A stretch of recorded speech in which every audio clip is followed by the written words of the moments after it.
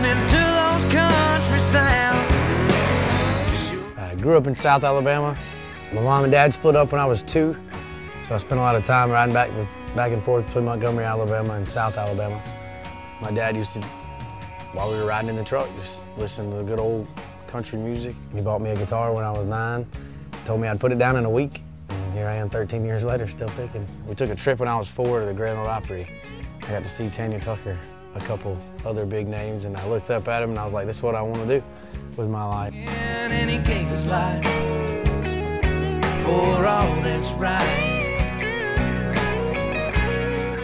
I was sitting at my little spot that I'd go to think on Camp Lejeune, and I was in a white pickup truck, and I started writing the song. I was 18, and I started writing the song about me. We had all lost a couple of our friends that we went to boot camp and stuff with over the time, but it never really hit home until Sean and Dominic died.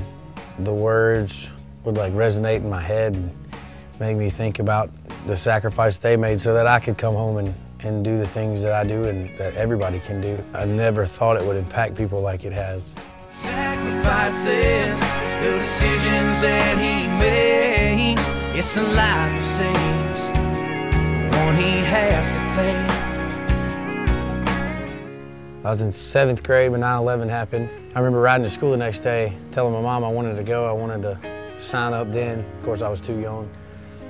My dad asked me to give him a semester of college before I would join the Marine Corps, and I actually didn't tell him till the week before I left. I only went to college for about a total of 4 hours. Spent the rest of the semester partying it up and having a good time and realizing that I needed some discipline in my life. Yeah, I'm still coming home, leaving the past over there. I'm fighting to let go, and I'd be so scared. There was more of a purpose behind it than just trying to get discipline in my life. So I wanted to go, I wanted to fight, brandish my sword, if you will, beat the battle drum. I went to Iraq, and then I went to Afghanistan for 7 months. I was Marine Corps Infantry. Another title for that is door kicker. So I got to be right there, boots on the ground, taking the fight to the bad guys. Around a whiskey, if she ever miss me, I won't be hard to find. Be around a cold beer, yeah, right here all night. Be around a jukebox. One day, we'll play here. Listening to those country sounds. He's kind of ours. We claim him. We do claim him. Markus Fox, who you first heard on Shelby's Homegrown Country. Yep. 11 o'clock on Sunday nights. I'll be around. I just so happened to have this girl I was head over heels in love with. She said she was gonna come to our homecoming ceremony, and she didn't show up, and that hit me pretty hard. So I hit the bottle pretty hard.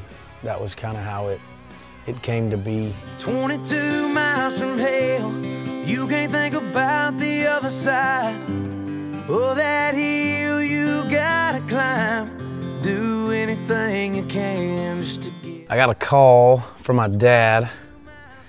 I was delivering packages last year for UPS. My dad called me and said that a man was gonna call me and talk to me about coming down to do a show called American Hero Experience. And I told him no. I didn't want to do it. They take wounded vets hunting or fishing, teach them that fishing's therapy, and it helps them deal with their problems. There's a calming that overcomes you while you're sitting on the water. And then a friend of mine took his own life, and that hit me kind of hard. And he called me back and he told me how I could be a platform to talk out about the problems in vets when they come back home. And so I went down to Tampa and went fishing with Hit and Run Fishing Charters, Tyler Capella.